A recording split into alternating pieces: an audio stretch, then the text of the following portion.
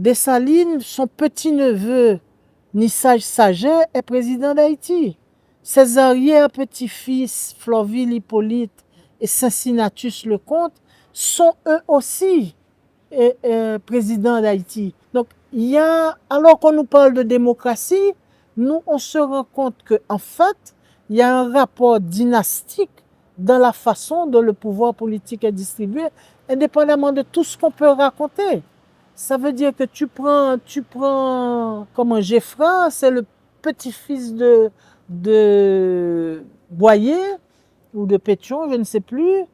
Et maintenant, quand tu vois les différentes tentatives de Boyer-Baselec, c'est la même lignée dynastique, jusqu'à Louis de Joie, qui est lui l'arrière-petit-fils. Avoir un parent qui a été président d'Haïti, ça te permet de prétendre à être toi-même président d'Haïti. C'est le suffrage universel qui va détruire tout ça en 1950. Le président, notre éternel candidat Anténor Firmin, pour se rendre présidentiable, il épouse la fille de Sylvain Salnave. Donc il rentre dans une famille présidentielle. Donc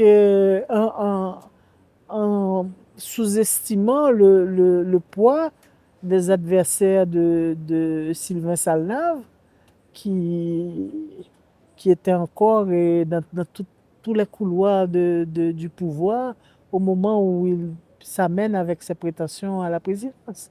Donc ça veut dire que quand tu fouilles un petit peu et que tu regardes les motivations, la façon dont les gens gèrent le pouvoir, la façon dont le pouvoir se transmet, tu te rends compte qu'on n'est absolument pas, c'est pas une affaire de dictature.